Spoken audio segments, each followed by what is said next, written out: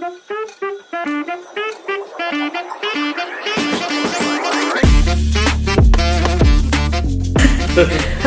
Pak Sam, kalau dari ini CV-nya Bapak itu kan tadi bilang latar belakang pendidikannya itu pernah di ITL Trisakti dan juga STIP Jakarta. Nah, yang ngebuat Bapak milih ITL Trisakti sama STIP Jakarta itu apa? Terus pelajaran paling berkesan selama di sana itu apa? Oke, ini nggak apa nih jadi promosi kampus sebelum yang ini ya? Sekilas saja, nggak usah rinci-rinci. Oke. Saya juga baik. Jadi saya ini salah satu lulusan atau wisadawan daripada ITL Trisakti dan juga program RPL Rekognisi Pembelajaran Lampau dari STIP. Saya lulusan keduanya sama-sama lulus di tahun 2023 dan di ITL Trisakti kan manajemen transportasi laut dan juga kalau di STIP itu kan STRP pelayaran sarjana terapan pelayaran. Kok saya akhirnya memutuskan mau mengambil di sana keduanya lagi kan. Saya sih waktu pas lagi ngambil D3 Trisakti itu di tahun 2020 itu kan ada pembukaan pendaftaran MTRL Manajemen Transportasi Laut untuk Diploma 3 dan saya kenapa milih? Nah, saya perlu ilmu mengenai manajemen transportasi itu sendiri yang khusus. Nah, waktu itu belum ada RPL dari STP, saya ikutin. Kalau dari segi ITL Trisakti sendiri kita menarik untuk mata kuliahnya, kayak kita bisa tahu mengenai logistik, manajemen logistik, terus juga bagaimana kita tahu belajar ya basic mengenai apa kalau misalkan ini loh promosi atau mencari di sini juga kita kayak promosi dari sebuah perusahaan mempromosikan perusahaan kita tentang logistik juga kan itu juga ada di situ mata kuliahnya. Jadi tertarik, interesting bagaimana kita mempelajari itu. Kemudian di tahun 2022 saya mendapat informasi RPL Rekognisi Pembelajaran Lampau dari STP dibuka. Saya juga butuh pendidikan diploma 4. Diploma 4-nya kayak selevel atau setara S1 kan kalau diploma 4. Kalau yang di ITL kan D3. Kenapa enggak saya coba untuk daftar dan itu juga pembelajarannya hanya 1 tahun. Saya mengejar D4 itu untuk ibaratnya sah nih di mata dikti lah ya dari pendidikan kan. Kalau ada S1 pelayaran apalagi kita basicnya dari sekolah pelayaran, jadi saya mau ambil itu gitu. Dan kalau D4 pelayaran di STP RPL ya mata kuliahnya tentang pelayaran sih kebanyakan hampir sama kayak basic dari sekolah pelayaran umumnya, jadi sama aja seperti itu. Jadinya saya ambil kemarin dan keduanya berjalan bersamaan di tahun 2023. Saya ngikut sidang cuma berbeda bulan aja Pak, 1-2 bulan itu. Jadi saya sidang di STIP dulu waktu itu, sidang D4, terus udah dinyatakan lulus. 1 bulan kemudian saya sidang di Trisakti, ITL Trisakti dan lulus juga. Jadi wisudanya hampir bersamaan. Waktu itu dapat 2 gelar jadi sekaligus. Kayak orang pinter aja. saya ngambil langsung 2 gitu. Mencari kesibukan. Mencari kesibukan pada saat itu benar. Nyibukin diri dengan langsung 2 sidang sekaligus. Tapi oke, karena itu kan salah satu bekal kita ya. Kita punya legacy atau titles untuk gelar kita gitu. Alhamdulillah beres. Tinggal selangkah lagi yang di sini. Kalau yang paling berkesan pelajarannya itu apa Pak waktu di sana? Keduanya ini hampir sama, ada mata kuliah mengenai manajemen ya. Dan kita belajar memanage ya sebuah kegiatan tentang transportasi logistik. Kita mengaturnya bagaimana tentang perusahaan pelayaran. Nah itu sih kita belajar dari situ. Yang biasanya kita yang orang nautika dek itu kan hanya tentang navigasi, teknisnya. Tapi kita di sini juga akan belajar tentang manajemennya, sehingga kita dipersiapkan bisa dipersiapkan untuk bekal kita bekerja di darat nantinya. Betul. Nah, itulah salah satu tujuan saya juga, kita selamanya akan berlayar terus di laut. Jadi saya juga harus mempersiapkan diri untuk bekerja di darat. Ya, kita nggak usah, mungkin kita perlu bekal modal dengan ilmu yang kita dapat ya, yaitu diploma lah minimal D3. Nah, tapi alhamdulillah sudah D4. Tinggal lanjut ke S2 mungkin. Ada rencana? Insya Allah selepas ini kali ya. Oh iya, yang penting ini kelarin dulu ya Pak, jangan Kelarin double-double kayak waktu dulu. Iya, kayak udah pusing kalau udah double. Bener. Terus abis dari sana Bapak ngambil ANT 2 di BP3IP. Saya pernah ngambil BP. Iya, itu tahun berapa Pak ngambil ANT 2? 2021 gelombang 1 periode 1 2002. Iya, 2021. Waktu itu udah COVID ya? Lagi COVID. Lagi Iya, COVID ya. COVID kan sebenarnya start dari 2020. 2020 akhir.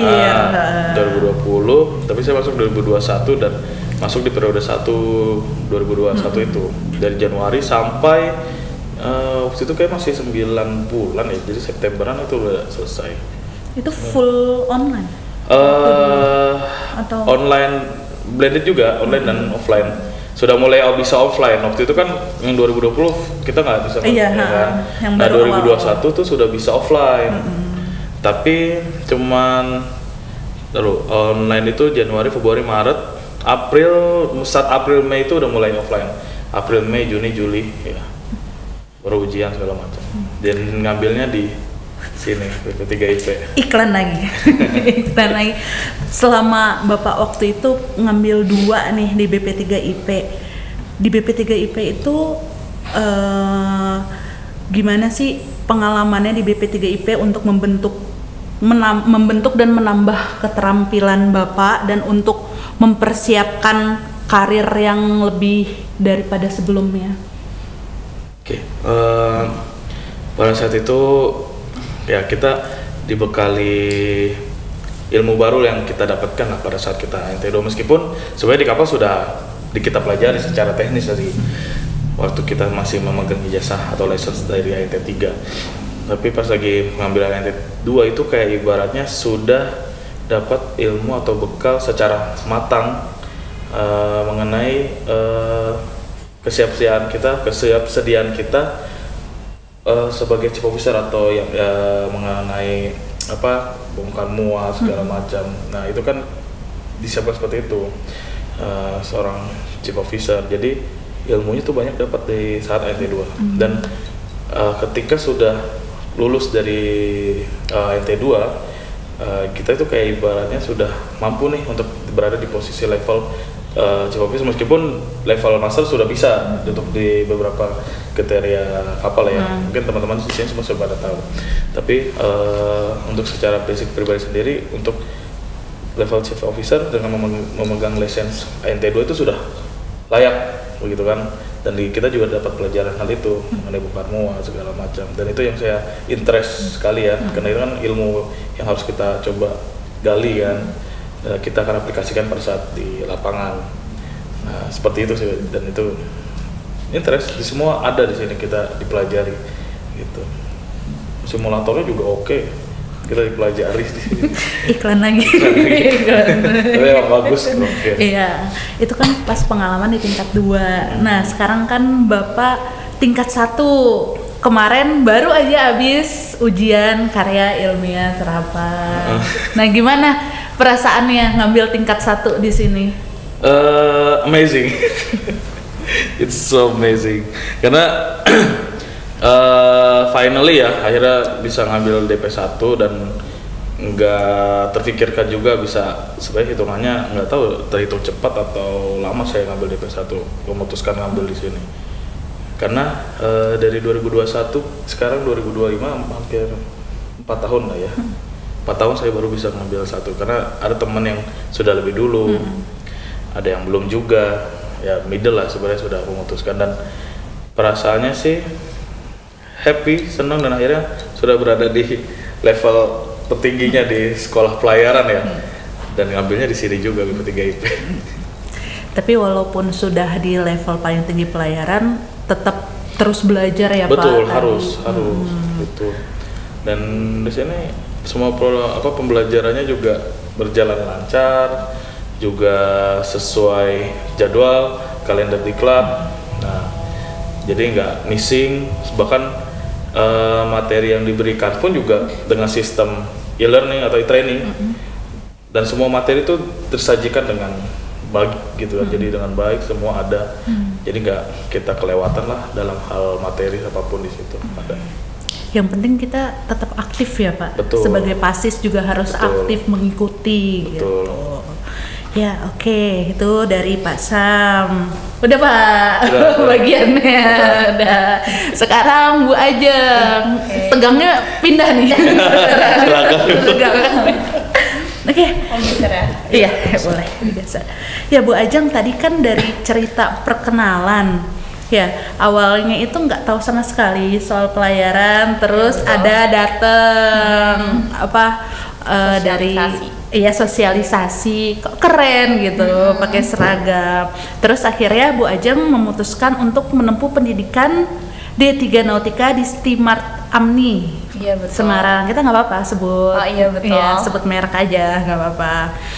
Selama di Stimart Amni itu hal menarik yang Bu Ajeng pelajari itu apa gitu, yang baru pertama kali terjun ke dunia pelayaran? Waktu itu ya, waktu itu. bener-bener aku kaget sih, karena waktu SMA kan aku masih tinggal sama orang tua nih. Terus tiba-tiba aku masuk Amni itu bener-bener kayak dilatih kedisiplinannya, sebagaimana taruni tingkat 1 lah ya. Bangun pagi jam 3 udah bangun, padahal biasanya di rumah bangun mepet berangkat sekolah kan.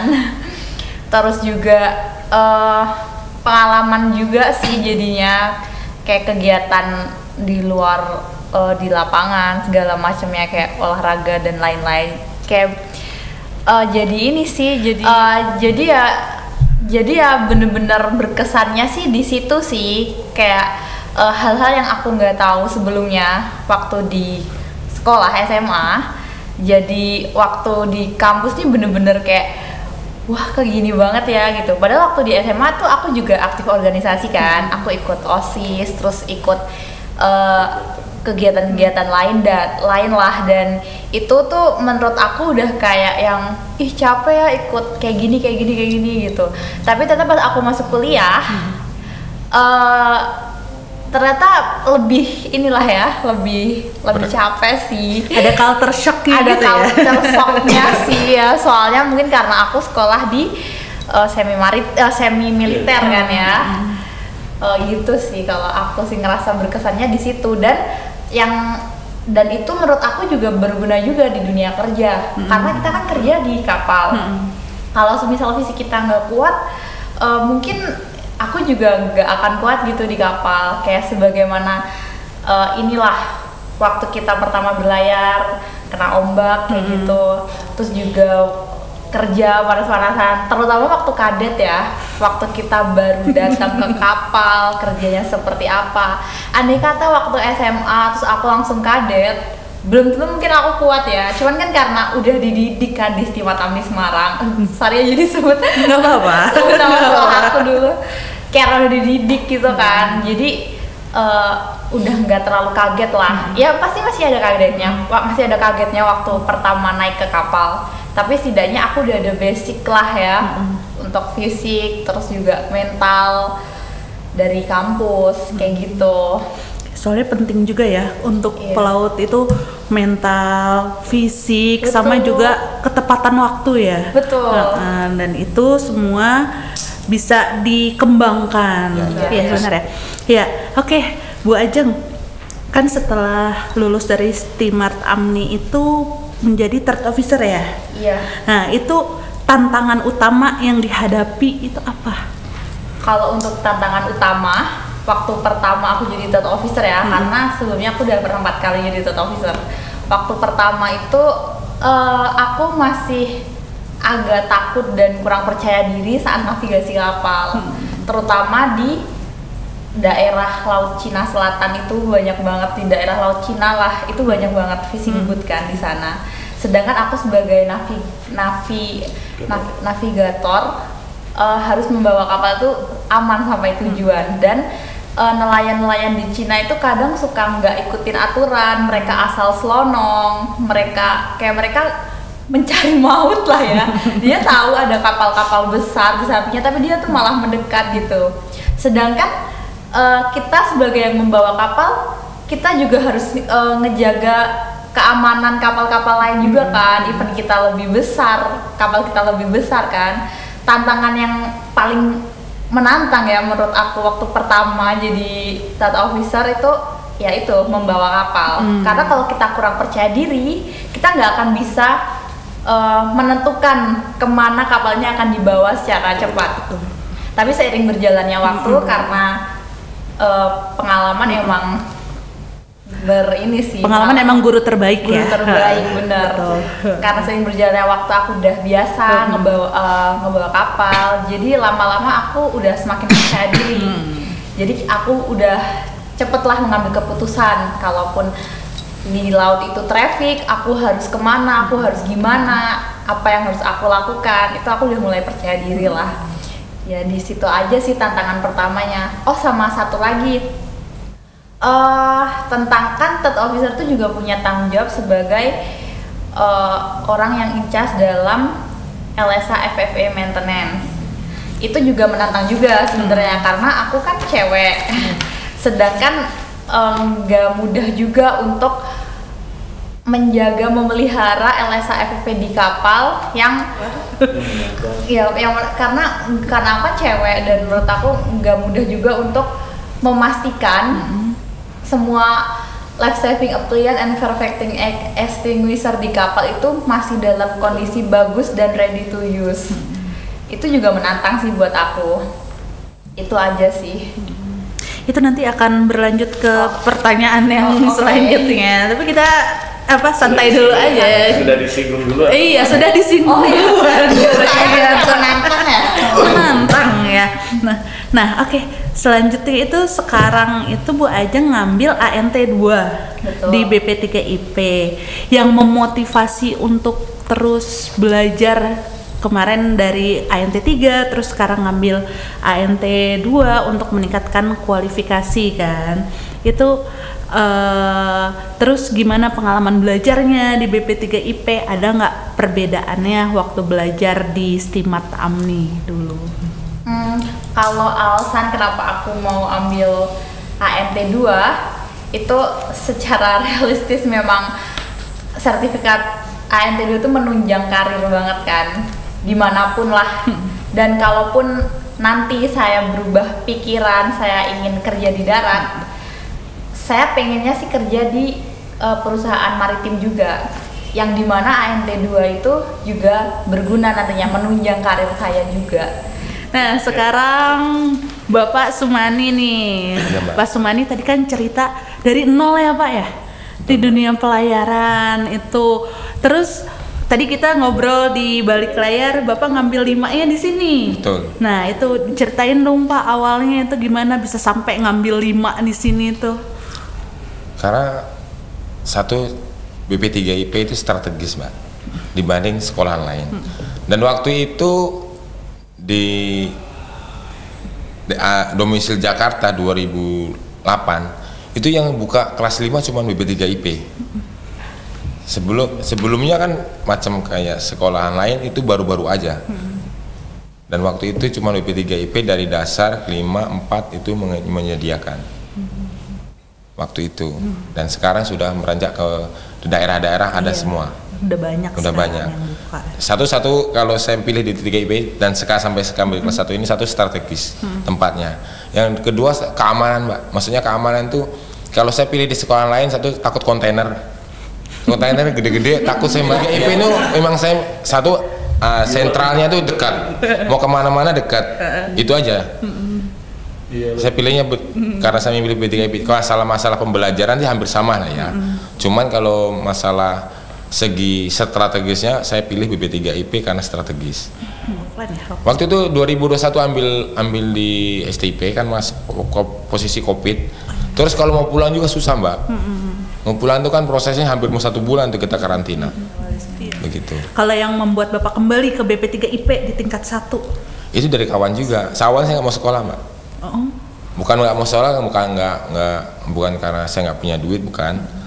Karena saya mikir saya waktu di perusahaan saya ini dengan ijazah saya sudah cukup begitu. Cuman saya mikir lagi, apa saya mau di sini terus gitu kan. Oke, saya dengan kemampuan saya elektrisian saya tahu, terus masalah mesin saya tahu. Jadi perusahaan saya itu mengandalin nggak perlu pakai vendor. Jadi kalau ada apa-apa saya kerjain asal saya mampu, dan selama setahun saya belum pernah manggil vendor. Saya kerjain sendiri 1 tahun 2 bulan itu. Dari elektrisian, elektro, apa semua saya kerjain sendiri. So mungkin untung banyak kan. Nah, terus saya mau cuti dikasih, mau berapa bulan dikasih. Cuman saya akhirnya mengundurkan diri aja deh udah. Jadi mengundurkan diri? Mengundurkan diri aja. Saya pilih stop, berhenti, dan saya nggak mau datang lagi ke perusahaan itu, insya Allah enggak. Bapak dari tingkat 5 terus sampai sekarang tingkat 1, ada nggak pengalaman yang paling berkesan? Maksudnya pas sekolah apa pas di kapal? Pas sekolah dulu, kita lagi ngebahas. Tingkat 5 Mbak. Kenapa tuh Pak? Sakit-sakitan saya. Kok bisa? Ini kalau saya mau ceritain jadi ceritanya saya begini nih. Saya ikut sama kakak ipar. Cuman kan dia kakak ipar punya ponakan. Jadi semua itu saya yang ngurus. Dari makan dia, cuci baju, rumah tangga saya yang ngurus. Jadi saya kecapean lah intinya begitu. Makanya saya sampai dekat sama dokter Dwi awalnya dokter Dwi, dokter Mutiara belum ada. Iya. Nah dokter Dwi itu sampai dekat banget. Karena saya sering sakit perut. Maksudnya perut saya itu kayak kram gitu. Awalnya itu. Ditanya kamu ngapain? Ya saya bilang saya kerjaan saya kayak kepala rumah tangga, saya nyuci baju, gosok, bersih-bersihin rumah, nyampe rumah saya masak. Karena waktu itu kakak ipar saya habis operasi kan. Kakak saya belayar. Ya saya nganggapnya bukan kakak ipar, kakak kandung sendiri lah, apa semua saya beresin semua. Makanya dia sayang banget sama saya awal tuh. Ya walaupun dia mulutnya jahat ya biarin aja lah, namanya juga orang kan. Ada yang baik ini biarin aja, cuma mulutnya aja kelakuannya baik, udah itu. Itu. Makanya saya sampai dekat sama dokter Dwi awalnya tuh. Kelas 4 udah enggak. Tapi tetap bantu-bantu juga kalau saya di rumah dia. Saya nggak suka lihat orang jorok awalnya tuh. Sedangkan kakak ipar saya ini orangnya masa bodoh, mau baju berantakan saya nggak suka saya. Saya orangnya disiplin kan. Memang maksudnya kalau saya lihat yang kira-kira ngeres sedikit gitu saya nggak suka saya bersihin sini, nggak perlu dibantu-bantu, nggak perlu diomongin. Atau saya lihat baju numpuk udah gitu kan, nggak perlu saya ngomong-ngomong, udah saya kerjain, tahu-tahu udah dicuciin, jemurin itu. Kakak ipar saya memang ampun ada, kalau orang lainnya nggak betah loh, benar orang lainnya nggak betah. Iya. Nah cuman saya di situ juga bukan karena saya dikasih uang sama kakak saya, nggak, malah saya ngasih kakak ipar saya sering. Maksudnya kamu nggak punya duit, saya kan niat mau sekolah kan, saya kan udah ada persediaan kan. Ya selama saya cukup ya saya namanya buat ponakan buat dia nggak masalah gitu, daripada dikasih orang lain. Berarti mulai tingkat 4 udah nggak jadi langganan poliklinik lagi ya Pak? Udah nggak. Awalnya tuh kelas 5 tuh langganan tuh. Kadang sebulan bisa 4 kali tuh. Oh, pantesan selama ini ada kegiatan senat, urusan medis kan kita minta tolong kegiatan ini yang maju. Oh, udah. Jadi kan udah kenal orang. Udah bestie juga sama dokter Dwi ini. Dokter Dwi betul. Nah kenal dokter Mutiara itu saya ambil kelas 4 deh. Waktu itu dia masih cantik banget tuh, masih gadis. Bener emang. Dia Madonna BP3IP loh, bener. Dokter Mutiara itu. Ini dokter cantik banget saya bilang ini.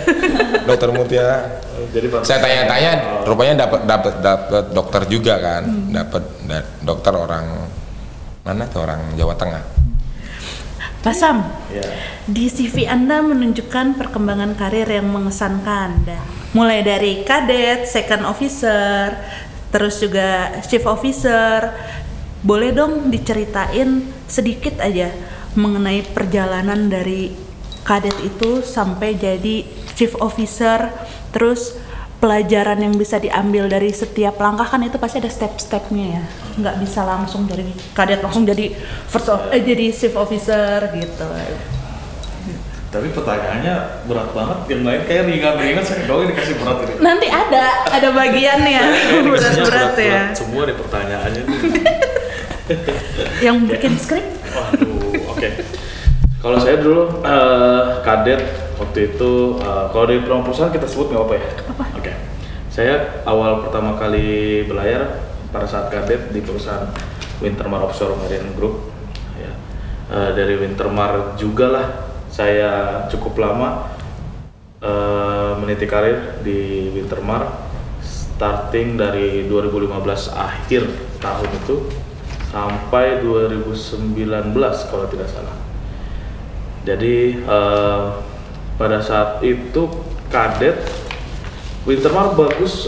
Saya kadet itu Bu, ada program rekrutmen kadet. Waktu itu atas inisiasi Kapten Ismail kalau tidak salah namanya, salah satu crewing departemen pada saat itu. Beliau itu membentuk program kadet.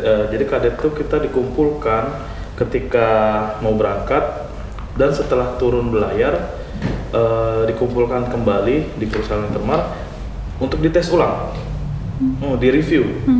Itu salah satu program yang bagus menurut saya itu, dan tapi yang saya dengar sekarang sudah tidak ada lagi. Padahal itu bagus untuk mereview si kadet apa aja yang telah dipelajari pada saat itu, pada saat mereka ngadet. Jadi kita dikumpulin dalam satu ruangan. Sekarang kayak udah nggak ada juga, perusahaan nggak ada kayak gitu ya deh.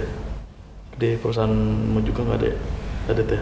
Kadet. Yang dikumpulin lagi kayak gitu kan? Iya, jadi kita mulai gitu. Jadi benar-benar kayak baru pertama kali deh dilakuin sama Wintermar pada saat itu. Dikumpulin satu ruangan, ditanya, kamu dikasih beberapa pertanyaan, kamu kemarin belayar apa yang dipelajari, apa yang kamu dapat, apa yang kamu lakukan. Jadi semua kadet pada saat itu semua harus kayak bersaing mendapat poin. Nah, alhamdulillahnya setelah kegiatan itu ada serah terima kadet, ada serah terima kadetnya juga apelnya, dan diumumkan saya keluar sebagai the best cadet of the year-nya Wintermar di 2013-2014 gitu. Jadi the best cadet of the year-nya Wintermar dari perwakilan kampus saya di Poltekkes Banten, dulu masih BP2IP Tangerang. Untuk pertama kalinya juga BP2IP Tangerang punya the best cadet di perusahaan itu, dan rewardnya kita bisa diterima di Wintermar tanpa melalui tes lagi, karena sudah salah satu reward dari terpilihnya sebagai best cadet. Jadi masuk ke Wintermar diutamakan di kapal, dipersiapkan ya, dan diutamakan untuk di kapal-kapal AHTS gitu. AHTS DP2 waktu itu saya untuk starting officer secara profesional baru lah, sebagai 3O dulunya, third officer kita dimulai di Winpos Rampart dulu, ATS-nya Wintermar. Winpos Rampart, kemudian lanjut ke Winpos yang lainnya di Winpos Wintermar, dan jenjang karir terus sampai saya ngambil sertifikat DP dan ada namanya license di dynamic position. Saya ngambil sertifikat itu di waktu itu DP induction-nya di Semarang. Nah, saya ambil itu sertifikat DP, dan jenjang karir di sana suka dukanya ya sampai di tahun 2019 selama itu menuju jadi seorang DPO yang saya mungkin tidak bisa saya lupakan. Kenapa tuh? Karena yang sama-sama tahu mungkin di luar sana yang sedang berjuang, kita kayak pejuang sea time, pejuang sea time. Jadi kalau di pesawat udara itu pesawat udara, pilot kan mengejar apa namanya jam terbang, flight time-nya dan di record ya kan. Kalau di kita sebagai calon DPO lah, calon DPO itu mengejar sea time, kita record karena ada minimum requirement yang diperlukan untuk persyaratan menuju ke DPO, yaitu timing itu 2 jam minimal dalam satu hari. Satu hari itu minimal 2 jam, sorry kebalik. Nah terus karena selama itu, dan itu nggak bisa kita rekod kalau misalkan kapal itu tidak beroperasi DPO-nya gitu. Jadi agak cukup lama, dan pasti juga sorting banyak yang perusahaan dicatat mungkin sebentar, jadi operasi DP-nya nggak lama gitu kan, jadinya nggak terkumpul si time-nya. Itu perjuangannya lama, dari 2016 saya ambil si DP, starting DP basic sampai ke 2018 kalau tidak salah, saya ingat saya kita kejar sea time itu akhirnya terkumpul sea time ambil dan lanjut upgrading ke DP Advance atau DP Simulator. Nah, berkat Wintermar juga saya berkali-kali saya mengucapkan terima kasih sama perusahaan saya yang membesarkan saya dari 3O third officer sampai saya keluar di sana terakhir sudah second officer waktu itu dan sudah menjadi DPO dari sana. Mereka yang melahirkan saya sebagai DPO. Kalau tidak salah juga saya karena masuk salah satu target sama ada salah satu DP manager, one of the best DP manager menurut saya namanya Kapten Dev di sana waktu itu yang benar-benar membidik saya sampai jadi seorang DPO. Kita ngejar sea time, habis itu dilanjutkan ke advance, baru kita apply, kita punya requirement ke Nautical Institute dan keluarlah DPO dan posisi saya masih 3O gitu. Jadi kayak masih third officer, masih umur di bawah 30 tahun, sudah dapat license DPO.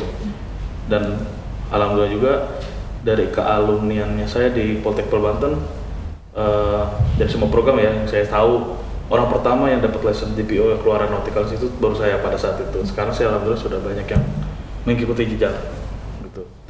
Karena susah sekali untuk mencapai titik di DPO itu, Dynamic Positioning Operator. Itu dan itu susah Mbak ngambil perjalanannya gitu. Karena yang saya bilang susah itu kadang kita ditempatkan di kapal yang tidak operasi DP, padahal kapalnya punya sistem DP, tapi tidak dicatat DP. Jadi kita nggak bisa record gitu kan. Terus kadang dicatat DP tapi cuma sebentar. Kadang juga kan dalam operasi DP itu kita on DP tapi cuman setel on DP-nya cuman 1 jam, padahal minimum kan harus 2 jam, baru dihitung 1 hari. Jadi sulit di situ. Jadinya perjalanan panjangnya ya di Wintermar yang menurut saya amazing ya, karena membentuk saya menjadi seorang DPO. Baru selanjutnya langkah terbesar yang buat saya sampai di titik ini bisa keluar negeri, itu doang yang kerja di luar negeri, perusahaan luar ke Abu Dhabi. Selebihnya masih standar, masih bisa ini. Wintermar sih. Wow, saya sampai speechless. Speechless. Nah, Pak, tadi kan Bapak cerita nih telah bekerja di berbagai jenis kapal. Ada berapa? Sebenarnya spesifiknya di offshore itu banyak. Offshore itu kan luas ya. Ada bagian bus segala macam. Tapi kalau saya di AHTS sama PSP pernah di situ. Di situ. Tapi yang lainnya belum sih. Oke, kalau di antara itu yang paling menantang itu di bagian mana? Menantang ini aja kali ya, yang saya rasa as a seaman aja. Saya pernah operasi yang di Abu Dhabi ini sih, dia sebelumnya kan saya pernah di ATS, PSP itu bentuknya agak besar ya. Tapi kalau yang ini kapal sebenarnya kerubut kan kecil ya. Kecil kan, tapi ini sudah dimodifikasi sedemikian rupa untuk dijadikan kapal survei seismik. Survei seismik itu kegiatan ibaratnya pencarian ya, titik-titik lokasi sumber minyak, eksplorasi pencarian titik-titik sumber minyak ya. Dan itu waktu di Abu Dhabi. Kenapa saya bilang tertantang? Saya akhirnya menerima tawaran untuk bekerja di kapal sana karena kapalnya ada DP kan, otomatis kan, karena saya spesialis ada di seorang DP operator. Meskipun DP-nya hanya ada 1 gitu di sana. Oke, tapi saya terima. Yang menantangnya adalah karena kapalnya kecil, goyangannya keras. Ketika lagi ada ombak, kapal segala macam ya, goyangan ininya masih terasa. Sama yang paling sering ditakutkan adalah takut kandas, karena pencarian sumber minyak itu nggak cuma sekedar di laut dalam, pasti dia akan menyisir mencari lokasi-lokasi titik sumber minyak sampai ke daerah kedalamannya yang rendah gitu. Nah, butuh kapal yang setidaknya karena kita mau lowering kabel atau streamers itu butuh kapal yang syaratnya juga nggak terlalu jauh ya kan. Jadinya butuhlah kapal itu. Kita takutnya kandas doang sering. Jadi kadang kalau udah ngeliat di eco sounder, wah ini udah sisa 2,5 meter lagi nih. Wah kita harus mundur ya. Nah, karena kan ada DP kan masih bisa steady aja. Betul. Tapi kalau misalkan manual takutnya kebablasan, udah keburu kandas. Nah makanya ada DP tuh mbak. DP kan sistem dynamic positioning yang bisa membuat kapal itu bisa steady. Walaupun gitu kita sudah klik, dia akan steady di tempat. Walaupun dia akan dapat force atau tekanan dari ombak, laut, current, ya kan, dia akan kembali posisi semula. Itu fungsinya DP kan, bagusnya. Nah, jadi ketika di tempat perairan dangkal, kita kan menuruti apa kontraktor kan, untuk lowering kabel, dia maju pelan gitu, suruh pelan, oke pelan. Tapi ada info, wah di depan nih kayaknya cuma sisa meternya sedikit lagi, takut kandas. Kita bisa stop, kapal udah diam, kita nggak akan maju. Tapi kita balik mundur bisa juga, itu seninya ya. Iya. Dan tertantangnya takut sering kandas doang. Waktu itu di daerah Sir Banias Island, Abu Dhabi. Sama yang tertantang sebagai pelaut lagi secara general mungkin yang akhirnya saya ngalami pelayaran jauh. Saya bawa balik kapal itu dari Abu Dhabi ke Batam. Itu kan melewati Samudra Hindia. Sekecil kapal itu, sekecil itu kapal jadi hantam ombak segala macam. Aduh, kerasa sekali. Nyawa itu kayak berasa udah ngucap-ngucap ya selama perjalanan, Pak. Bener-bener. Tapi Pak Sam itu makan masih bisa? Jarang-jarang jadi. Karena benar-benar kalau keruput kerasa ya. Betul. Maksudnya itu biasanya tuh kalau kita kena ombak tuh kita adaptasi itu minimal seminggu. Iya, karena mungkin karena terbiasa tadi AHTS atau PSP kan yang penting kita ke keruput goyang. Betul. Yang penting walaupun muntah mau berapa kali pun tetap kita makan.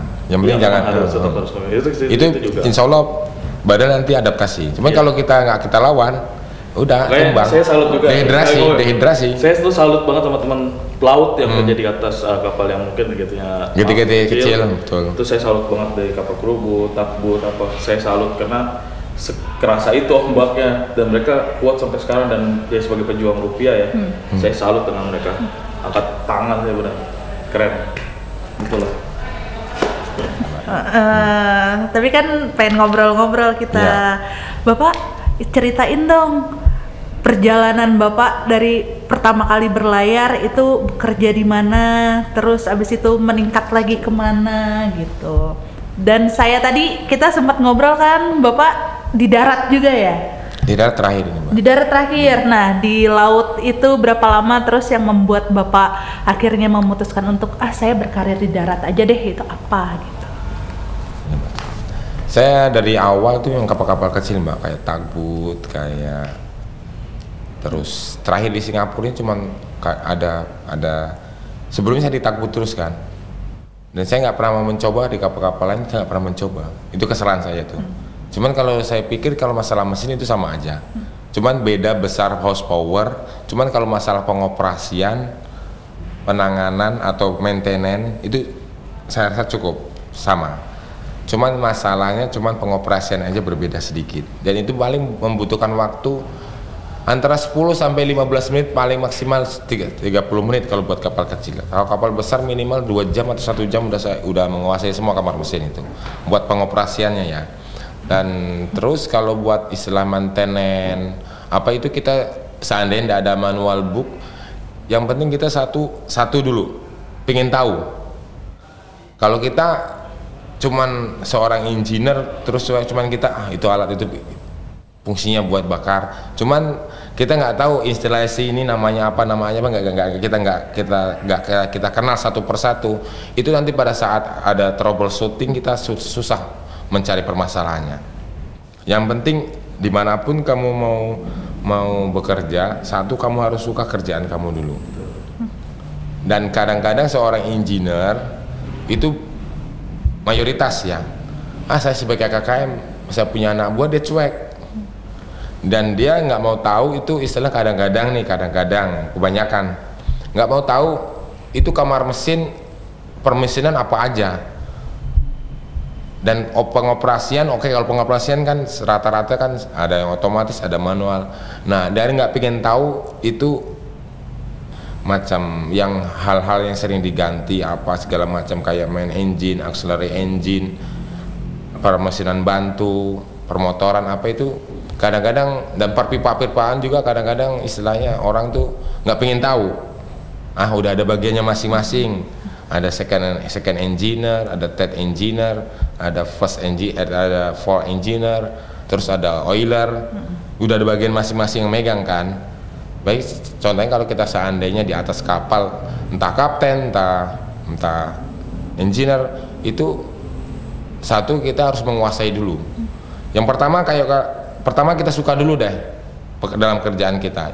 Yang kedua kita harus memahami semua yang ada macam kayak alat navigasi apa segala macam lah, kita harus pahami. Terus itu awalnya kenapa saya kerja di awal di promote di darat. Saya sebenarnya nggak mau, karena saya kerjanya ribet, duitnya nggak ada, kerjaannya banyak. Terus yang saya tahu di perusahaan saya ini nggak ada yang bantu, kecuali saya ada punya asisten 2 orang, masih enak kan. Ini saya benar-benar terjun, kadang bisa suruh bantu, karena waktu di Singapura itu kerja namanya kerja bukan namanya aja Singapura, cuman kalau perusahaan kayak Habertak itu kurnya 6 orang, ada yang 4 orang, kan kerja gila itu namanya, nggak ini. Sedangkan kalau kita mengangkat barang-barang yang berat apa-apa yang mau kita overhaul itu kan kita butuh orang. Kalau cuma sendiri ya berdua ya kan nggak mampu, Mbak. Itu awalnya cuman saya kerja di kapal-kapal kecil aja. Terus saya pindah ke perusahaan Singapura ini dari tahun 2018 akhir. Itu saya kerja di proyek proklamasi. Proyek proklamasi itu punya DIME, punya Belanda. Dia yang menang tender. Itu kita ada diriger ada 3 itu. Cuman kita bagian saya kan multicat, anchor job, terus transfer press water, terus transfer fuel, oil, itu aja kerjaan kita. Terus sama sambung-sambung pipa. Terus dari situ elektrisian kurang, Mbak. Jadi ada kapal perusahaan saya itu 10 operasi situ, masalah AC. Jadi saya yang tangani. Jadi kalau saya nggak ada job nih, saya dioper pakai boot, bawa ke sono. Itu awalnya tuh perusahaan tuh percaya sama saya. Awalnya saya nggak mau. Cuman gara-gara saya perbaiki AC saya bagus di kapal sendiri, ada AC kapal-kapal dari perusahaan saya 10 biji itu yang di project reclamation itu waktu itu masih Vinger 2 ya. F2 masih bikin pelabuhan F2. Itu saya semua. Nah, dari situ saya berhenti nganggur. Dari situ saya berhenti, masuk berhenti aja, Mbak.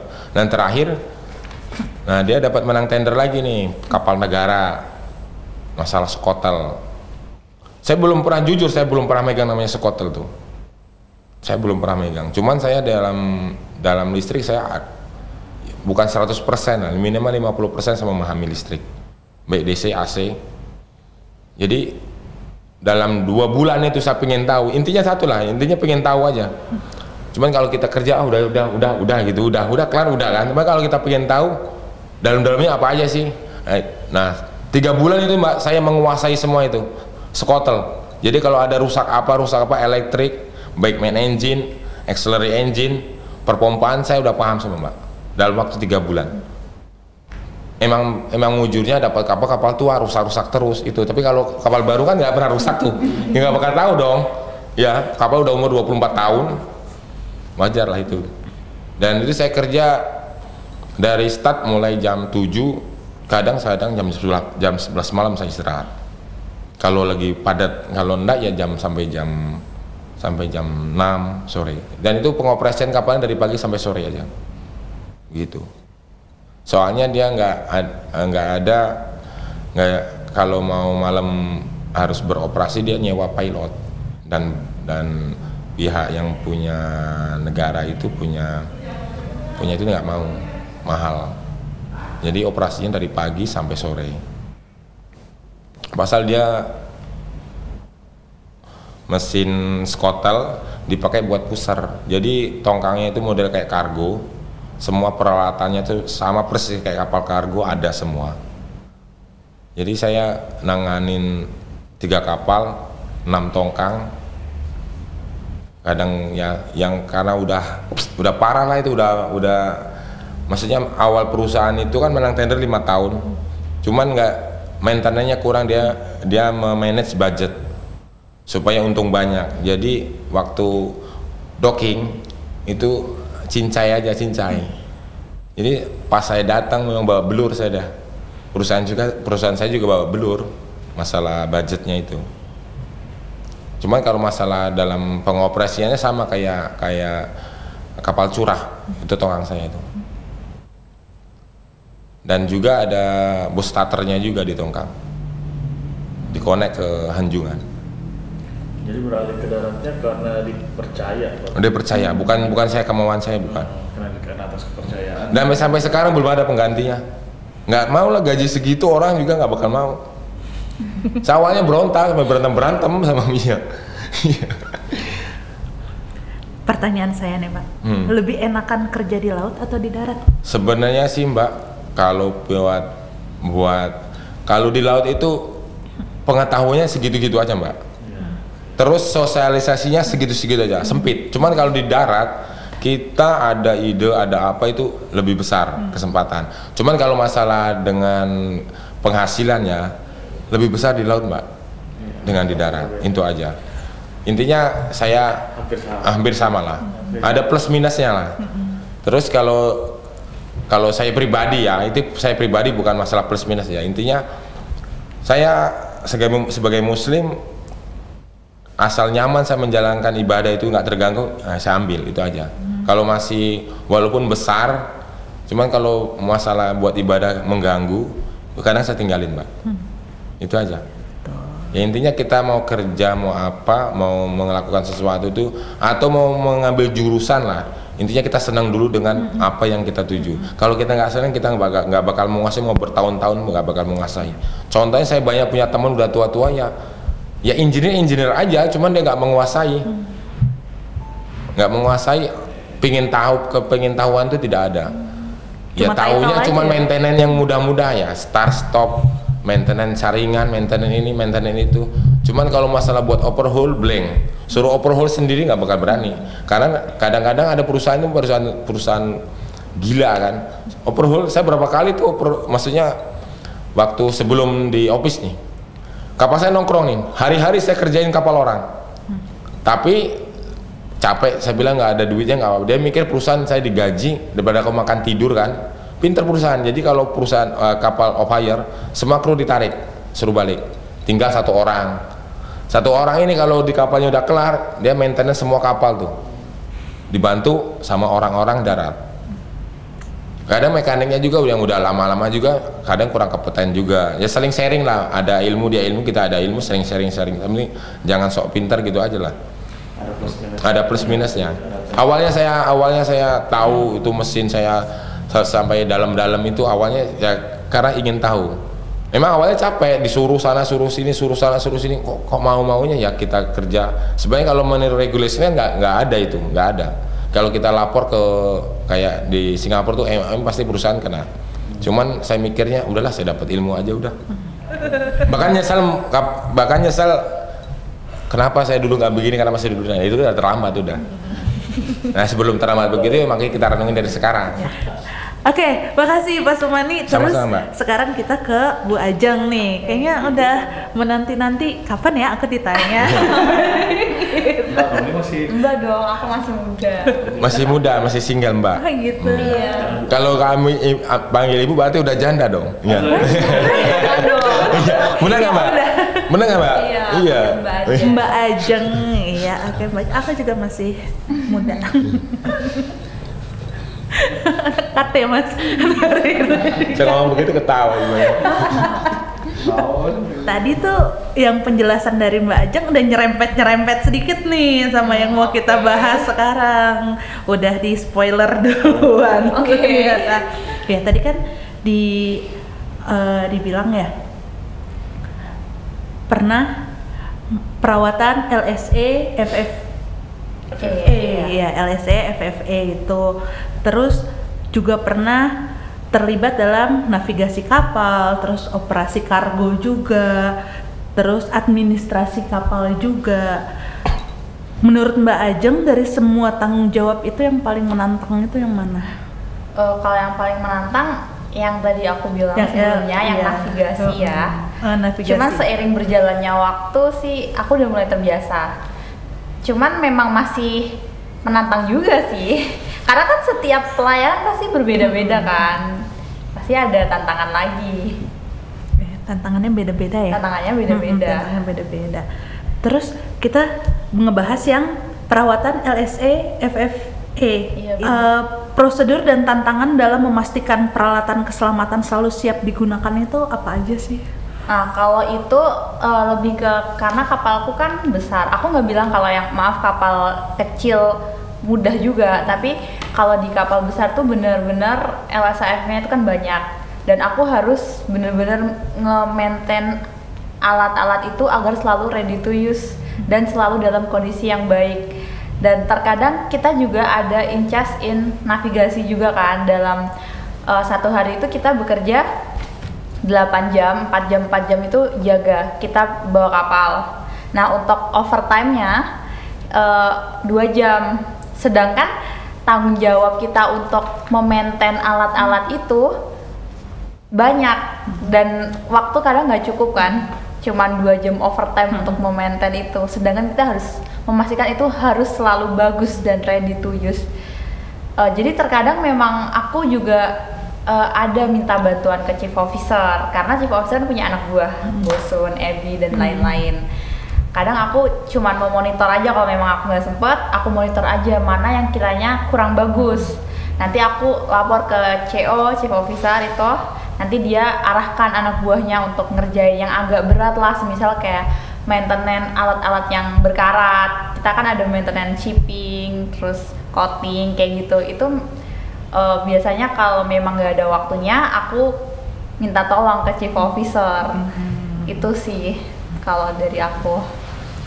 Terus selain pengalaman di kapal, Mbak Ajeng juga pernah bekerja sebagai customer service agent di salah satu unicorn besar di Indonesia. Iya, betul. Nah, gimana sih pengalaman sebagai customer service agent ini bisa mengembangkan keterampilan Mbak Ajeng? Terus ada hubungannya nggak dengan karir Mbak Ajeng di laut, di dunia maritim? Kalau hubungannya sebenarnya nggak begitu ada ya, karena waktu itu emang aku kerja di salah satu e-commerce Indonesia, karena ijazah laut aku waktu itu belum keluar. Tapi aku udah punya ijazah darat diploma 3 itu, dan waktu itu lagi COVID. Dan aku nggak mau aja gitu kayak di rumah gabut nggak ada kerjaan gitu. Aku coba cari-cari pekerjaan. Di darat, pakai ijazah darat aku, dan aku mencari di semua jurusan, karena kebanyakan kalau semisal D3 Nautika itu pasti jarang kan lah ya pekerjaan yang mencari itu di darat ya, pasti kan kebanyakan carinya kerjaan di laut kayak gitu kan. Terus aku coba daftar ke perusahaan itu dan keterima, dan pengalamannya itu adalah aku jadi pernah punya pengalaman kerja di kantor. Dan untuk sulitnya itu kita harus menghandle masalah customer yang berbeda-beda, dari masalah asuransi, pengiriman, dana, keuangan, dan lain sebagainya. Dan di sana tuh aku belajar untuk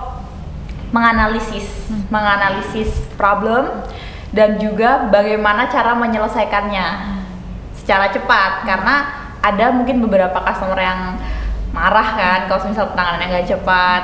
Dan aku juga belajar untuk berkomunikasi dengan other parties gitulah, kan aku juga penghubung antara pelanggan dan kurir, pelanggan dengan pihak asuransi. Aku pilih dia jadi gitu. Komunikasinya udah terlatih ya. Fun fact-nya ya, ini Mbak Ajeng mau saya potong. Sebenarnya belum terpilih jadi syarat awalnya, tapi kena dengan kuliah ini bagus, bagus apa komunikasinya, terus sempat langsung kutanya ya dia aktifnya apa dulunya kan, langsung kepilih dia buat jadi bagian daripada senat. Pengalamannya oke. Ya kan, dan nggak salah juga aku taruh dia sebagai humas dan seksi acara. Iya betul. Dan kita jadi penambahan rekrutmen senat tuh kemarin orang baru banget. langsung saya tarik dia di Gorusan. Nggak salah pilih ya? Nggak salah pilih. Itu keren. Itu pengalaman. Baru ini ya senat ada perempuannya ya. Biasanya Mbak. ada banyak. Sebenarnya ada. Yang kemarin? Kemarin nggak ada. Pak Sam nggak ada ya? Pak Iwan. Ada. Tapi beberapa tahun belakangan juga ada sebenarnya. Cuman yang kita tadi kan nggak ada, mungkin nggak ada yang dari pasis perempuan. Lewat dia.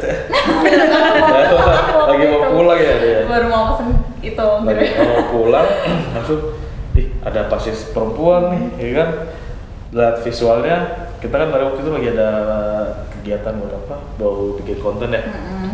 Mau ikut nggak? Kita ajakin, baru di situlah saya coba korek-korek beliau. Wah ini pasisnya bagus sih, aktif juga, pelaut wanita dan banyak yang perlu digali dari dia. Makanya saya ajak buat kegiatan, udah kamu gabung nih di senat ya jadikan di humas dan acara. Langsung jadi MC kamu tadi.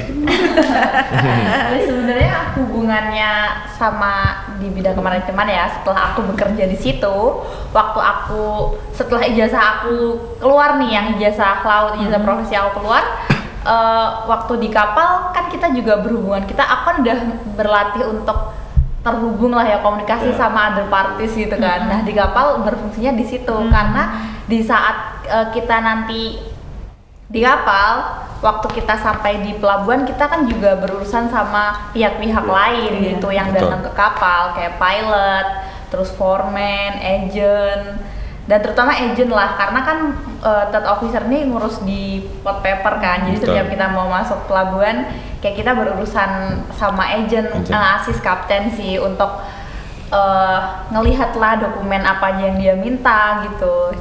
Jadi di situ sih ada berkaitannya ya pengalaman kerja aku sebelumnya di bidang maritim. Tapi kalau yang lainnya udah sih itu aja, sama memecahkan masalah lah ya.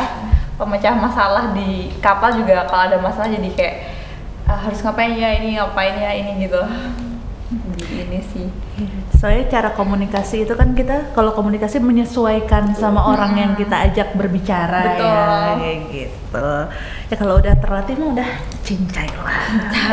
Cincai. Satu mentalnya Mbak, nggak grogi. Iya, mental itu menurut aku paling utama dilatih sih, karena nggak bisa kalau kita diem aja, kita nggak berusaha ngelatih mental kita, ya kita akan stuck terus di situ. Itu bener menurut aku, mental itu emang harus dilatih. Iya. Oke, kita back to topic ya. Ini pertanyaan secara umum untuk Bapak dan Mbak sekalian. Menurut kalian gimana sih perkembangan dunia maritim saat ini? Menurut perspektif kalian ya, mulai dari Pak Sumani dulu mungkin. Kalau menurut saya sih sangat maju sekali Mbak. Dulu setahu saya di bidang maritim itu yang ada cuma di Indonesia itu PIP Makassar, STIP, sama PIP Semarang. Dan sekarang di mana-mana tempat sudah ada Mbak. Jadi persaingan buat dunia maritim itu sudah harus benar-benar dari individu itu jangan asal masuk. Contohnya begini, kita nggak suka, anak nggak suka nih, entah di bidang maritim dipaksain jadi maritim, nanti akhirnya gagal. Gagalnya tadi karena dia nggak suka, awalnya dia nggak suka. Jadi kalau pingin anak itu istilahnya atau pingin sekolah pelayaran apa itu harus suka dulu dah.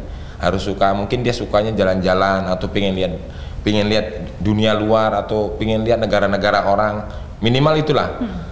Terus kalau yang di dalam hal mesin itu relatif lah, nanti masalah bisa dan nggak bisa ini tergantung dia ada kemauan dan enggak. Semua orang kan nggak ada yang punya ilmu awalnya, nol. Mau belajar mau apa, ya, lama-lama juga punya kan. Dan dari lahir juga kita memang bisa bicara kan, tidak bisa bicara. Makan juga disuapin, kelama-lamaan makin sering makan pintar. Ngobrol diajarin ngobrol makin pintar. Contohnya kita dalam bahasa Inggris saja Mbak ya.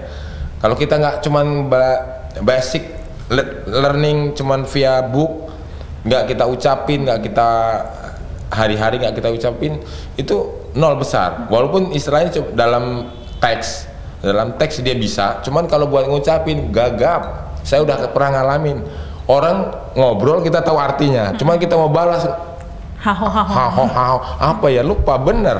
Cuman kalau kita sering ngobrol, sering komunikasi, akhirnya kita jadi terbiasa. Nah, jadi dunia pelaut ini sekarang menurut saya persaingannya sangat ketat dan perusahaannya itu aja. Kapal juga sedikit. Kalau kita yang mental nggak kita siapin, ilmu nggak kita siapin, dan kita bakal ketinggalan. Itu kan kadang-kadang yang miris pelaut Indonesia karena satu, dalam segi bahasa kurang, dua, kemauan nggak ada. Intinya satu, kemauan dulu pengen maju. Mau sebodoh kayak apa orang, nggak ada yang bodoh. Orang tuh semua pintar, cuman lambat, cepat, sedang. Itu aja perbedaannya, memahami sesuatu. Manusia nggak ada yang bodoh, cuman dia mau belajar atau tidak, itu aja. Itu saya cukup. Betul. Oke, ya. Kalau dari Pak Sam? Oke, kalau menurut saya perubahan di dunia maritim yang saat ini terjadi di pandangan saya itu era digitalisasinya. Betul. Ya. Betul. Benar ya. Era Betul. digitalisasi. Benar. Era digitalisasi saat ini tuh kayak sudah didukung secara real time, dimana perangkat navigasi semakin kesini semakin canggih, terus juga komunikasi pun juga canggih, bahkan mungkin sudah hampir nggak tahu kalau di Indonesia ya, karena dengan perusahaan yang sebelumnya di luar, mereka juga menyediakan wifi yang hybrid juga cepat. Jadi even kalau misalkan dengan alat navigasi yang mungkin ada kurang atau lambat untuk berkomunikasi dengan orang darat, wifi di kapal itu masih bisa dipakai cepat dia sekarang. Terus juga perubahan dari segi SDM-nya yang semakin kesini kita dituntut, bener ya? Dituntut untuk bisa menguasai digitalisasi dalam hal komputer, atau kan sekarang ya itu tadi saya bilang real time ya. Segala laporan itu juga harus bisa kita kuasai, komputerisasinya, terus habis itu manajemen di atas kapal juga kita harus laporkan secara real time. Kalau kita tidak bisa menguasai itu, kita akan ketinggalan. Begitupun dengan bahasa juga. Tadi benar, saya setuju dengan apa Pak Sumani bilang, dengan kemauan orang yang besar untuk mau belajar, itu akan bisa mempermudah kita juga untuk bisa mendapatkan perusahaan yang baik gitu, perusahaan yang bagus, dan bisa menguasai teknologi. Betul. Seperti itu. Teknologi dan digital sekarang yang benar-benar perubahan maritim yang terasa ya. Mohon maaf, waktu pada saat saya kadet mungkin saya sempat bertemu dengan officers yang kurang memahami dalam hal komputer. Itu di 2013-14 pada saat itu ya. Tapi dengan saya hadir sebagai kadet waktu itu, jadi saya mengajari officer waktu itu. Jadi kan timpang tindih alat komputerisasi itu perlu ya, dan beliau akhirnya ketinggalan dan tidak balik lagi ke perusahaan itu. Jadi memang semakin kesini eranya itu makin maju, ya kan? Harus balance lah sekarang. Harus kita mengikuti. Bahkan harus kita ngikutin. Kalau kita nggak mau ngikutin itu ketinggalan udah ketinggalan. Saya setuju. Seperti itu. Jadi era sekarang tuh teknologi yang semakin canggih, digitalisasi, dan juga bahasa atau public speaking itu juga perlu kita kuasai. Gitu. Bagaimana kita bisa beradaptasi di dunia yang semakin maju ya. Perubahan maritim itu terasa sekali. Gitu. Gimana aja? Betul sih, itu aku ngerasa, meskipun aku nggak tahu sih ya pelaut zaman dulu itu seperti apa, karena aku juga baru kadet kan di tahun 2018 ya. Tapi aku ngerasa memang bener-bener sekarang tuh pesatnya di digital era ya, karena yang aku rasain di kampus yang seperti kayak masih pakai paper chart gitu. Waktu aku ke kapal, realisasinya adalah aku memakai ECDIS, semuanya udah full ECDIS kayak gitu. Dan juga aku nggak pernah tahu kalau ternyata waktu aku di kapal ya, aku baru tahu kalau semuanya itu juga kebanyakan sekarang udah pakai komputer gitu untuk semuanya tuh udah serba canggih lah. Semua buat paperwork atau segala macamnya. Paperwork dan lain-lain, dan bahkan sistem di manajemen pun semuanya juga udah pakai komputer kan. Udah less paper. Semuanya udah serba canggih lah. Itu sih menurut aku yang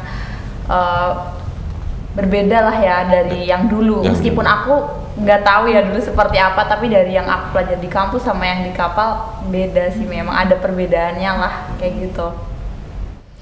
Dan kalau dibilang masalah perkembangannya, aku rasa juga baik sih, karena terbukti dari sekarang pelaut udah semakin banyak kan di Indonesia, terutama juga untuk pelaut cewek. Dulu ada beberapa, bukan mitos lah ya, omongan lah ya, ada beberapa perusahaan yang katanya nggak nerima cewek. Nanti banyak senior-senior tuh yang bilang, nanti kalau cewek susah loh cari perusahaan karena nanti ini nggak nerima cewek, ini nggak nerima cewek. Tapi sekarang sudah terbukti kan, udah mulai banyak juga pelaut perempuan di Indonesia. Even di offshore juga begitu. Gitu. Ya, offshore tadinya yang saya tahu sedikit sekali perempuan di offshore supply ya. Kayak jarang ada perusahaan memberdayakan perempuan untuk bekerja di perusahaan. Tapi yang saya lihat semakin kesini perempuan tingkatkan dan diberdayakan untuk kerja sekarang banyak di Pasal sekarang semua sudah otomatis, rata-rata semua sudah sistem pakai otomatis kan. Canggih, nggak kayak dulu semua manual. Dan kayak pelaut dulu contohnya ini, makanya dia berleha-leha tidak mau pingin ilmu pengetahuan yang lebih maju karena pelaut dulu jarang sekali, dan sekolah pun dulu jarang sekali, nggak kayak sekarang berhamburan di mana-mana tempat ada. Itu buat pesan saya ya.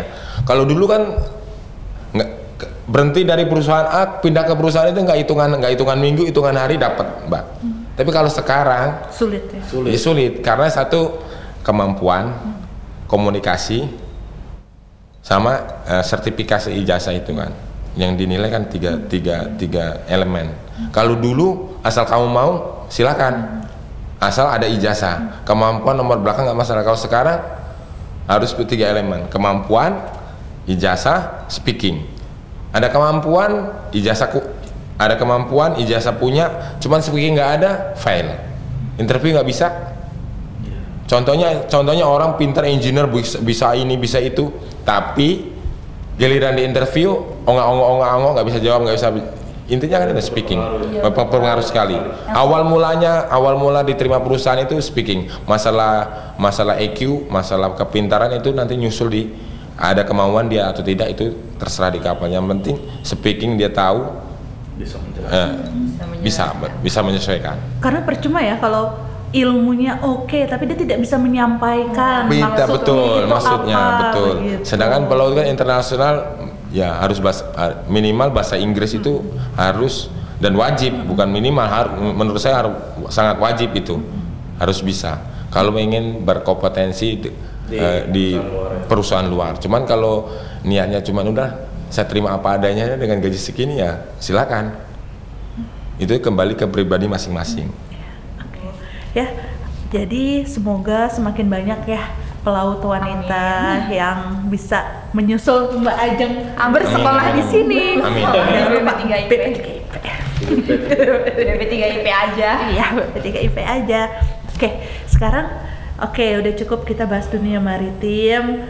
Sekarang kita bahas tentang persenatan. Ada ketua, ada wakil, ada bagian dari humas. Nah, kan sekarang ini BP3IP habis ada acara senat ya? Habis acara senat, ada kegiatan. Yang diselenggarakan oleh senat. Nah, itu coba diceritain dong, awal mula bisa kepikiran proker itu tuh apa? Ya, it's so difficult awalnya ya. Susahnya karena gini, agak sedikit shock pada saat terpilih waktu itu sebagai pengurus senat dan ditunjuk sebagai ketua senat, yang dimana saya harus berputar otak untuk memberikan kontribusi yang baik untuk di kampus ini. bikin program kerja apa yang bisa dinikmati secara bersama. Nggak hanya untuk perwira siswa, tapi saya juga ingin merangkul, mengajak dari Sivitas Akademika pegawai dari BP3IP Jakarta. Saya berkumpul pada saat itu Pak Supadi ya. Saya tipikal untuk karena sudah berpengalaman di organisasi juga, saya harus bawa kemana nih kepengurusan ini gitu kan. Saya datang bersama wakil dan koordinator-koordinator, kita meeting, kita menyusun kegiatan-kegiatan apa yang cocok dalam waktu yang singkat. Karena periode saya ini kan April Mei, at least 1 bulan lah yang saya harus bisa manfaatkan dan bisa menyesuaikan tanggal demi tanggal, menyesuaikan waktu kita ujian, kita sidang, ya kan. Jadi ya saya harus menyesuaikan itu. Itu salah satu event yang menurut saya bagus, bisa ada semua dapat semua ikut serta, yaitu kelas meeting. Saya nggak cuma difokuskan kelas meeting ini, saya juga menimbang daripada kegiatan sebelumnya, dari senat-senat sebelumnya. Kapan nih kelas meeting ini terakhir diadakan? Sejujurnya, yang kemarin ada nggak? Oke, kemarin nggak ada nih, kemarin nggak ada kelas meeting. Sebelumnya, nggak ada juga. Berarti udah cukup bisa kita adakan. Kita adakan kembali, comeback ya kan kegiatan ini. Udah kita susun. Pertama kuliah umum gitu. Kuliah umum kita adakan juga, kita mendatangkan waktu itu Mbak sebagai MC-nya. Iya, Pak Ahmad Wahid. Iya, Pak Ahmad Wahid. Di mana itu kita adakan kuliah umum mengenai persiapan kita UKP. Kita kan harus perlu tahu kebijakannya kan, dan itu atas inisiasi kita datangkan, kita berusaha untuk bertemu dengan dari PMD sampai ke Pak Direktur. Bisa kita fasilitasi untuk diadakan kuliah umum. Dilanjutkan, apalagi nih kegiatan selanjutnya? Bagus kayaknya kita adakan kelas meeting, ya kan? Lomba apa yang bisa cocok, ya kan? Yang bisa datang semua. Ternyata futsal masuk. Ngelihat futsal, semua periode yang pernah saya tahu gitu kan, senat sering ngadain futsal. So another competition apa yang cocok ya? Catur. Kalau catur bagus, cuman timingnya agak lama, personal kayak gitu. Saya pengen tuh bentuknya tim, ya kan. Terus ada yang memberikan saran waktu itu, ada salah satu pasis, mohon maaf saya lupa, cuman chatnya masih ada. Dan coba bikin acara ini gitu kan. Ini pasis dari pasis yang ngasih ide, sejujurnya bukan dari ide saya. Semua itu saya merangkum daripada aspirasi periwasiswa ya, aspirasi daripada pasis itu sendiri. Dan salah satu pasis itu berkata, dan e-sport Mobile Legends, kita boleh bilang Mobile Legends. E-sport Mobile Legends ini bagus nih, karena pasti banyak yang minat. Langsung saya cari dulu, nelusuri, kayaknya belum pernah ada. Iya, belum pernah ada ya. Belum pernah ada e-sport sejarahnya dia dilakukan perlombaan di BP3IP. Tapi saya pernah mendengar kalau katanya BP3IP salah satu pegawainya pernah mengikuti lomba e-sport dari BPSD Perhubungan, kalau nggak salah dari mana, menang. Saya dapat informasi itu. Tapi kan itu di luar, bukan di sini, ya kan? Bukan pasis yang mengikuti. Makanya, udah ini setuju deh. Dan saya tanya yang mungkin ahlinya, kan saya jujur ya, saya bukan anak gamers dan saya nggak tahu perlombaan e-sport bagaimana sistematisnya segala macam. Saya berkonsultasi juga sama yang paham. Ternyata bisa berbentuk tim. Oke, deal. Saya setuju, gitu tuh. Jadi pertama lomba itu futsal, yang kedua e-sport Mobile Legends, karena berbentuk tim. Targetnya siapa? Perwira siswa sama pegawai Sivitas Akademika BP3IP. Dan alhamdulillah itu di approve, di ACC, semua berjalan dengan lancar, sukses, disetujui oleh pihak manajemen, terus juga disupport langsung sama Pak Direktur. Saya sejujurnya kaget dan sedikit tidak menyangka lomba Mobile Legends itu e-sport juga baru pertama kali diadakan di sini, dan itu meriah kemarin. Yang tadinya dari jam 4 sore dan selesai di jam 6 sore, itu agak molor sampai jam 8 malam, bubar di ballroom. dan saking antusiasnya peserta sampai ada yang teriak-teriak itu sambil di kursi jongkok gitu. Jadi seru banget ya kan. Itu biasanya udah masuk dunianya sendiri. Iya, ini wah seru banget dalam satu tim ada. Jadi satu tim itu kan kita pecah-pecah. Ada yang teriak-teriak di sini ramai, di sini wah ini seru banget. Makanya ini bagus nih kalau diadain terus nantinya di kepengurusan senat selanjutnya. Dan lanjut lagi kegiatan selanjutnya kita menyusun ini jangan cuma sekedar lomba ya Pak ya waktu itu ya. Harus ada closingnya yang bikin heboh, bikin semua terlibat, terus juga semua bersukacita dengan kegiatan closing ceremony ini. Ya udah kita bikin satu hari di mana itu temanya ya closing ceremony class meeting, karena kan class meeting cuma lombanya aja udah. Puncaknya ya tadi hari ini kita sudah alhamdulillah sukses mengadakan closing ceremony. Cuman kan kita cuma lomba 2, masa ya cuma pemberian hadiah sama pengalungan medali, pemberian simbolis. Saya berpikir we need something a big euphoria ya kan. Jadi akhirnya kita bagaimana datengin artis gitu pada saat itu, biar kita hibur para penonton, para hadirin yang datang, dan dia approve juga alhamdulillah, didukung, disupport untuk didatangkan. Dan untuk pertama kalinya ke artis Indosiar bisa datang ke sini hibur, yaitu Alif Aulia. Dia itu jebolan Liga Dangdut Indonesia 2019 kalau tidak salah, dan dia masuk di 4 besar, salah satu anak didik terbaiknya Mbak Soimah. Nah, jadi tidak salah pilih juga. Tadi saya bawa mic-nya juga bagus banget, tadi itu rame, suaranya juga bagus, dan alhamdulillah itu diapresiasi juga sama Pak Direktur. Alhamdulillah. Dan ini sebenarnya kerja keras kita bersama, bukan hanya kita sebagai senat, tapi seluruh pasis dan juga jajaran Sivitas Akademika yang kita sama-sama ingin menjadikan BP3 IP ini adalah rumah kita. Itu yang saya harapkan, rumah kita, menjaga kekompakannya, terus juga keselarasan dari antar pasis dengan pegawai, terus juga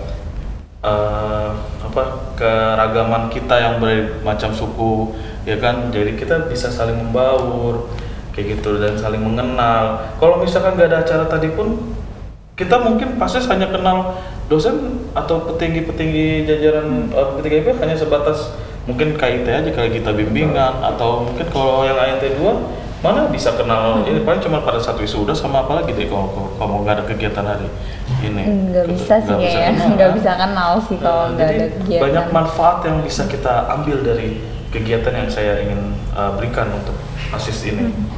Kayak gitu. Terus dan juga saya bikin program nggak cuman kita secara general umum, tapi di senat ini ada seksi rohani, ya kan, rohani Islam dan rohani Kristen atau Nasrani.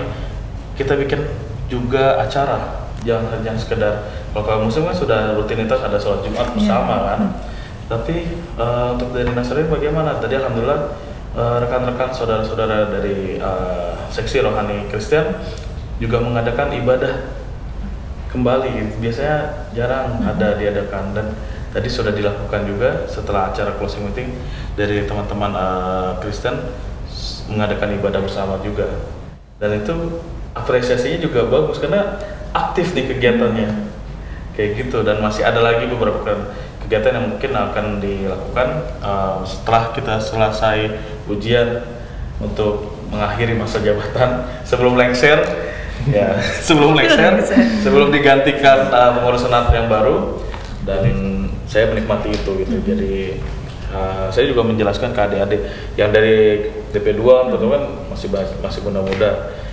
Next kalau misalkan sudah lulus dari sini, kembalilah ke sini ambil DP1, udah nanti ada penawaran untuk ikut senat, kegiatan senat, ambil aja. Saya bilang karena buat kan sudah ada pengalaman nih di sini, nanti pas lagi jadi senat udah ada pikiran, ada pandangan, oh saya mau bikin lagi deh kegiatan yang lain gitu kan. biar mereka sudah siap untuk jadi senat kayak gitu. Iya, betul. Biar kebersamaan ini tuh terus berjalan ke depannya gitu di kepengurusan senat selanjutnya. Apa yang telah kita lakukan yang baik, yang positif, ya kan, jadi bisa diteruskan. Itu sih harapannya, dan itu program yang tadi saya sampaikan. Gitu. Terus tadi juga pas mau acara senam ya, saya juga sempat dengar beberapa pegawai itu bilang, ini emang ada closing ceremony ya? Tumben, kayaknya baru kali ini deh ada. Sebelum-sebelumnya nggak ada di ballroom. Iya, di ballroom pada heran gitu loh. Biasanya kayak cuman Habis lomba udah bubar gitu, habis dikasih lomba hadiah gitu. udah selesai, udah gitu lombanya juga ya sekalinya ada sparring futsal udah begitu aja gitu. Alhamdulillah. Kayak gitu. Alhamdulillah, Itu berhasil. salah satu kesan positif untuk senat yang sekarang Alhamdulillah. gitu.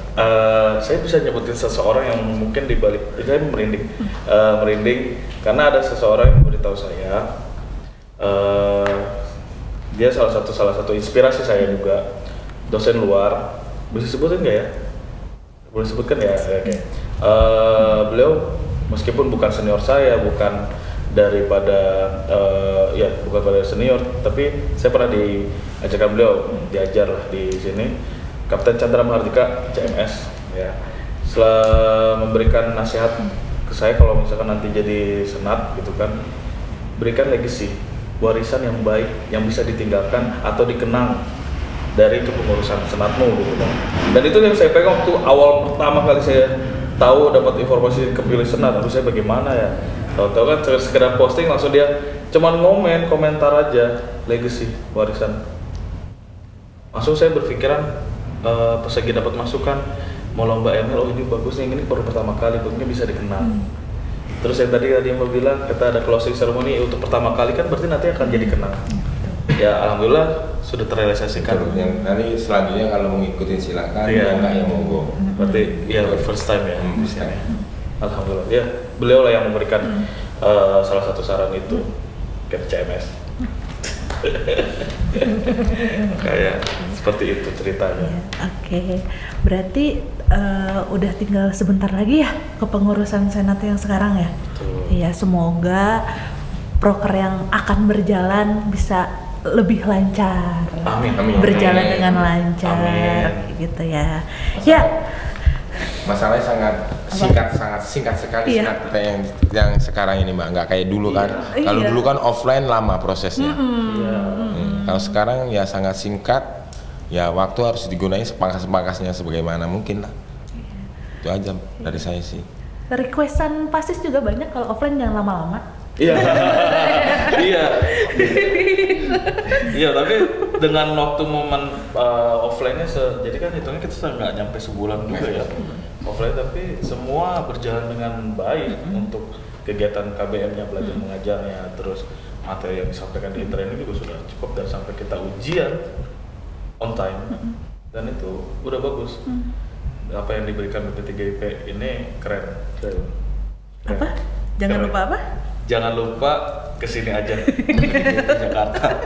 Udah berapa kali kita iklan ya dari tadi? Ya, oke. Dari Pak Sam, Pak Sumani, Mbak Ajeng, ada nggak tips untuk pasis yang masih bersekolah di BP3IP dalam menjalani pembelajarannya? Tips untuk bapak-bapak perwira siswa di BP3IP Jakarta yang masih proses pembelajaran ya, maksudnya kan udah mau di periode berapa yang lagi belajar sekarang? Periode 2 ya? Gelombang 2 udah dibuka. Yang lagi berjalan. Saya cuma memberikan tips untuk enjoy the moment, enjoy setiap prosesnya, ikutin aja alurnya, belajar sesuai yang diarahkan di training, kita selesaikan semua materi ada di sana. Ikuti kuisnya, bereskan, selesai udah 100% juga di training, baru kan lanjut ke ujian UAD segala macam, dan ikutinnya pasti akan berjalan smooth gitu. Terus jika ada kegiatan tinggal ikutin aja, semua akan tepat pada waktunya gitu. Jadi jangan ngerasa capek, udah mau offline nih terus harus ke kampus, why gitu kan? Kalau misalnya udah waktunya datang ke kampus offline, tinggal datang, kita praktek, simulator lengkap, bagus. Terus apa yang bisa didapat? Kita ketemu dengan teman sekelas.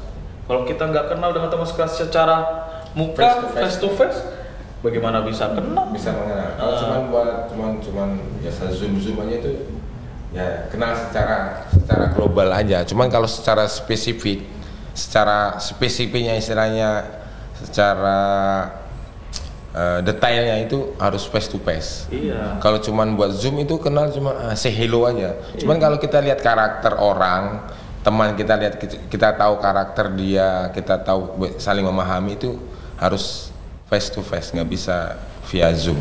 Jadi saya setuju sih dengan kegiatan yang diputuskan BP3IP Jakarta dengan diadakan blended learning ini dari online dengan offline. Jadi kita ada kesempatan dengan ketemu rekan-rekan PASIS di kampus, saling mengenal.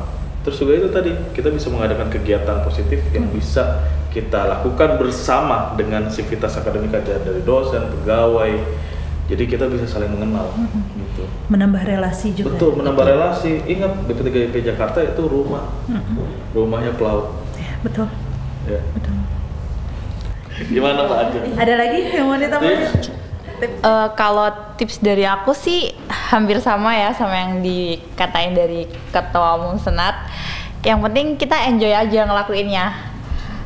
Karena memang banyak kan ada beberapa yang mikir bahwa males nih abis ini offline masuk kampus gitu. Tapi sebenarnya kalau kita ngelakuinnya dengan enjoy sih happy aja gitu. Dan sebenarnya BP3IP juga udah bagus kan karena blended learning gitu. Jadi nggak full offline, nggak full online karena ada plus minusnya kan. Onlinenya memang kita bisa melakukan secara jarak jauh, nggak harus standby di sini selama berbulan-bulan kan. Tapi dan untuk offline-nya bagusnya ya seperti yang dikatakan Pak Ketua dan host tadi, kita jadi bisa menambah relasi juga, bisa kenal sama teman sekelas kita, sama dosen, staf Civitas Akademi BP3IP dan lainnya. Dan juga saat offline juga akhirnya bisa membuat kita jadi mengikuti acara-acara dari tim senat juga kan. Andai kata